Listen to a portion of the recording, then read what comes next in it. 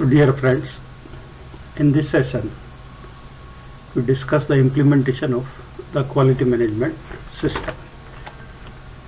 So ISO standards are adopted by national standard bodies of the individual countries.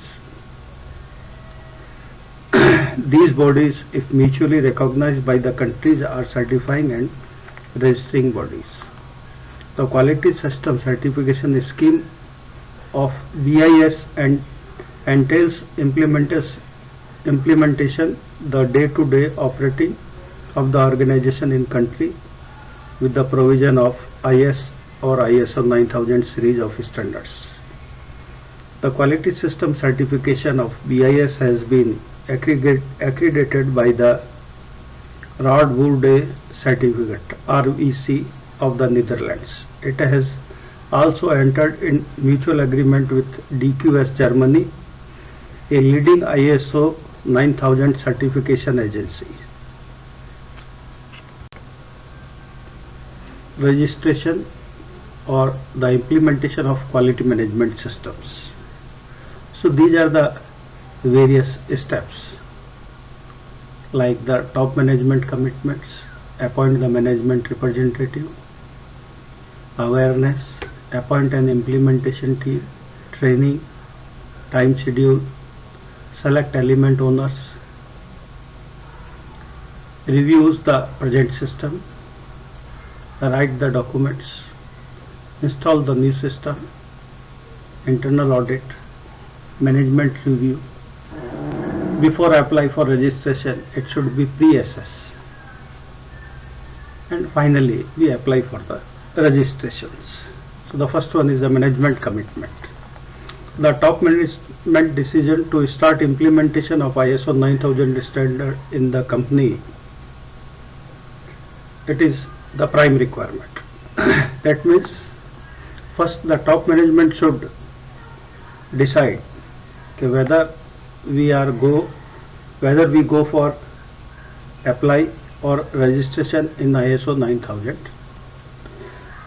certification. The ISO 9000 series of international standard on quality management system has revolutionized the thinking on quality. For this, the next is the appoint a management representative. Means as and when the top management decides, they can appoint the representative of the top management or the owner of the company. Then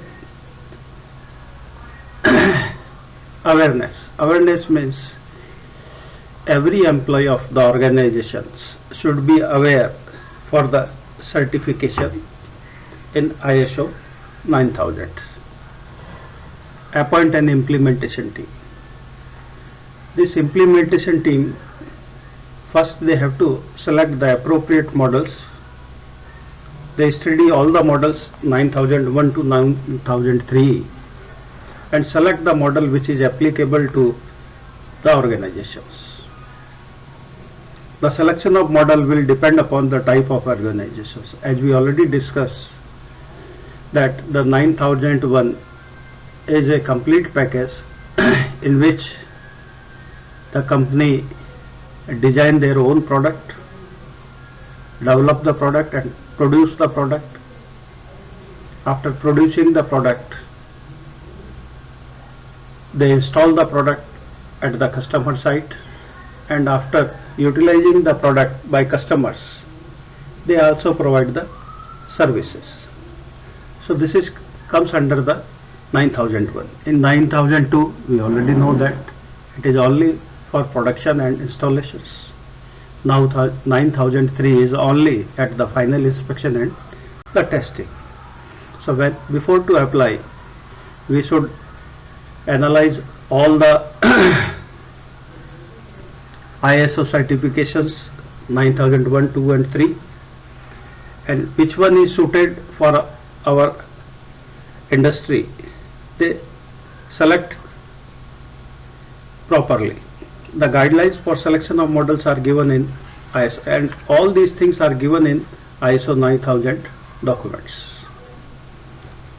After selecting a particular models, each clause of the selected models analyze carefully, list down the various elements required to practice to satisfy the clause. A study should be undertaken by at least 2 experts having sufficient experience and thorough knowledge of the work to which the clause applies. Then, training. After deciding for registrations, arrange training of leaders and coordinators, those who are responsible for applying ISO 9000. First we have to arrange the training of the leader of a team as well as the coordinators. The training course in the ISO 9000 standards would be necessary for the coordinators and the group leaders in order to appraise them for their important role and the contribution in the entire project success. Then time schedules. So we make the schedule for before to apply for ISO standards. Select element owners. So we have to select some persons. They have to analyze and review the present system. So before to apply, first we have to review our present system. So we prepare the procedure manuals, operation manuals and work instruction in short simple sentences with unambiguous words so that they are easily understood by all the employees.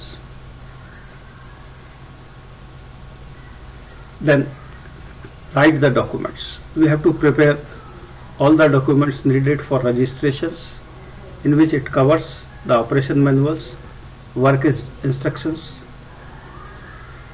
with simple sentences. These manuals instructions should be circulated to all the departments and employed concerns. Then install the new system. All obsolete and irrelevant drawing should be withdrawn from the department and vendors. All specifications must thoroughly reviewed and revised in the light of market feedback to meet the international standards and the customer requirements. Then we have to make some internal audit. The next step is to carry out the self-audit to evaluate company's document quality assurance systems. So this team, the responsibility of this team, whatever the document prepared by a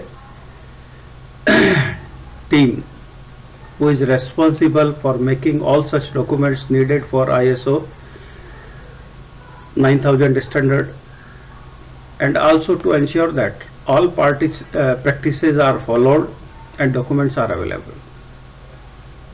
This determines the extent to which the organization's own documented quality assurance procedures adequately meet the relevant ISO 9000 series of standards. Then next one is the management review. Before the apply for the registration, the top management should review all such activity performed by the team who is responsible for registration in ISO 9000 standards. And before to apply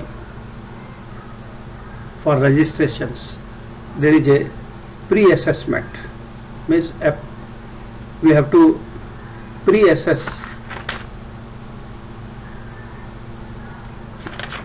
all such things. So implement the recommendation if any given by certifying body and include them in quality manuals and audit check.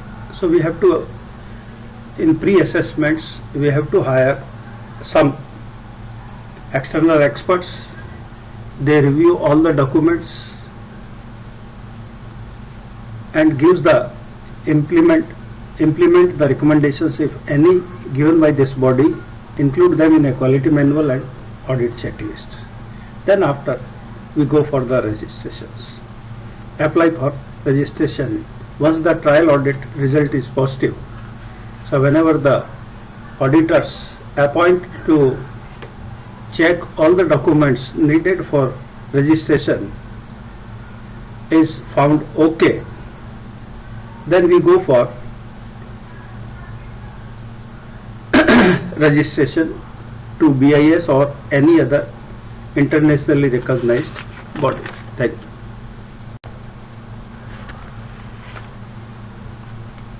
The next part is ISO 14000, that is related to the environmental management system.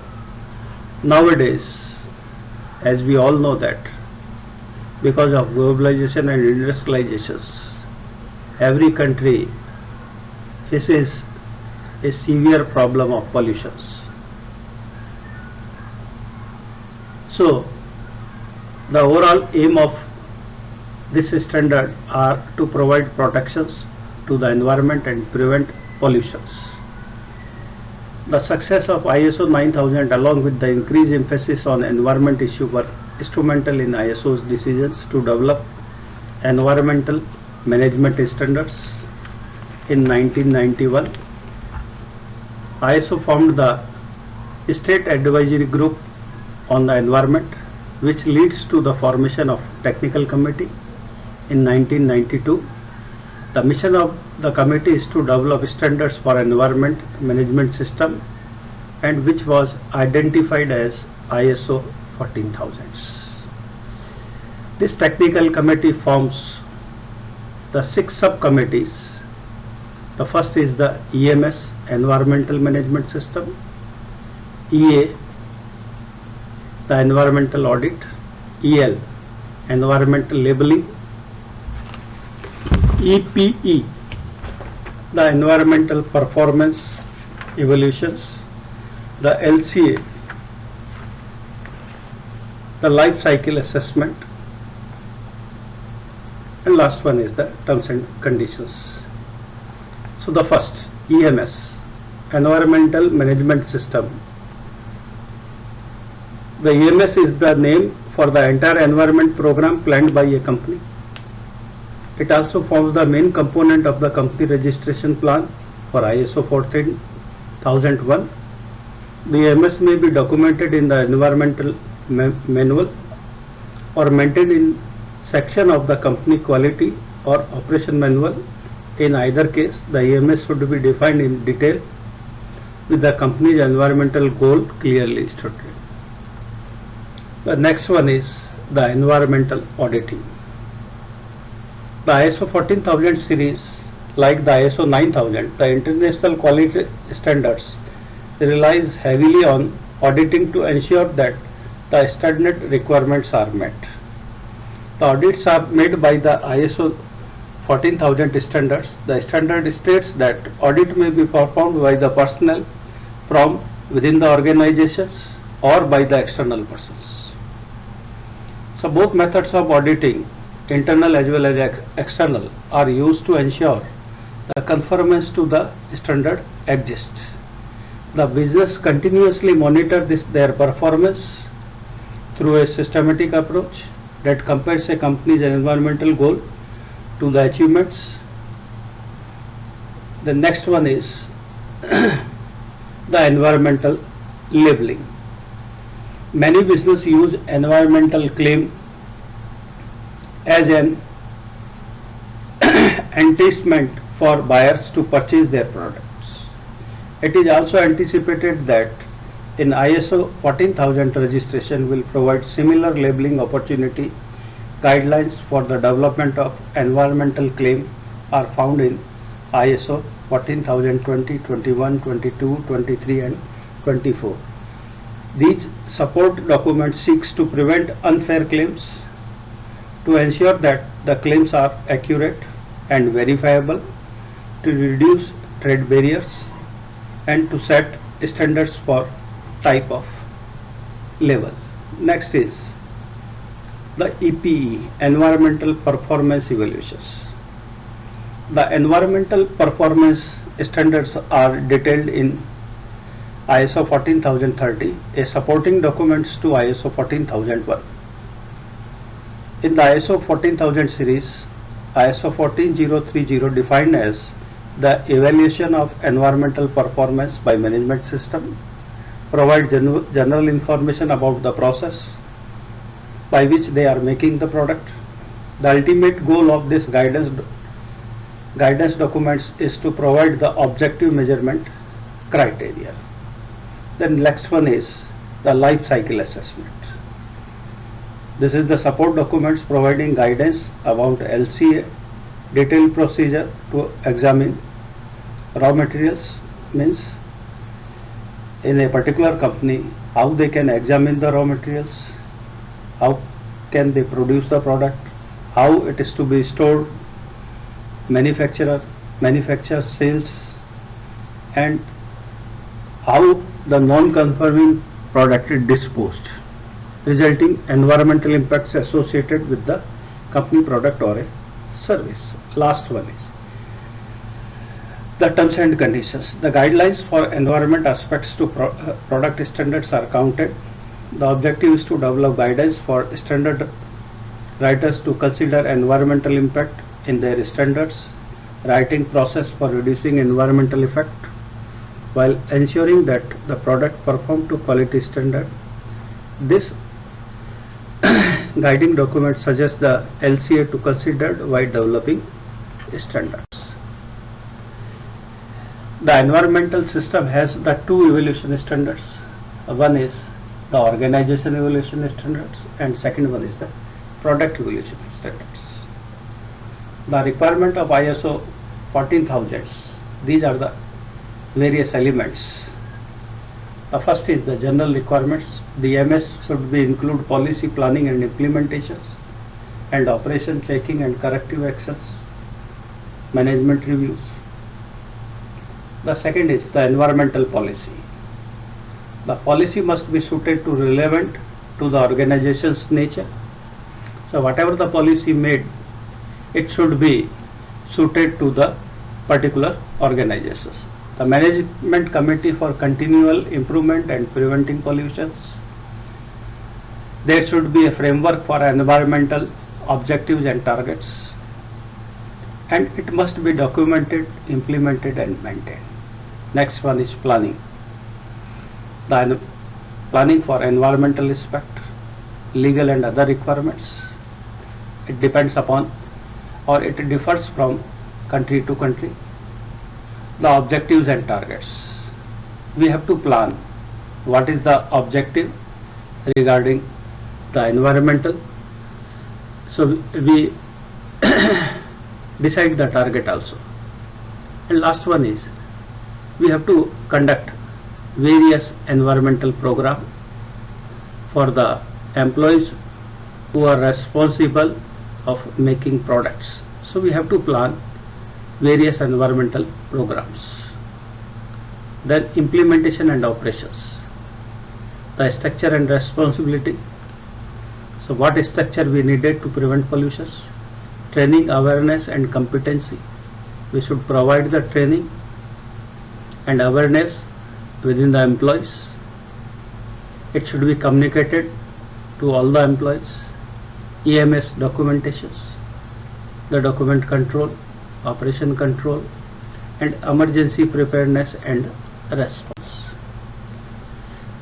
Next is the checking and corrective actions. So for 14,000 EMS 14,000 series, we have to check and take the corrective actions preventing the pollutions. So first is monitoring and measuring of the policies, non-conformance, corrective and preventive actions, records, and last one is the EMS audit. The management review. The management should review the targets and objective periodically. Review of the environmental performance against legal and other requirements. Effectiveness of EMS elements and evaluation of continuation on the policies. The benefits of ISO 14000 series are the global benefit is facilitate trade and remove trade barriers, improve environmental performance of planet Earth,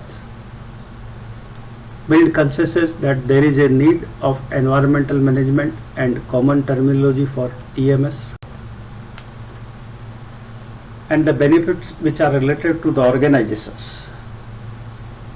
assuring customer of commitment to environmental management, meeting customer requirements, improve public relations, increase investor satisfactions, conserving input materials and energy,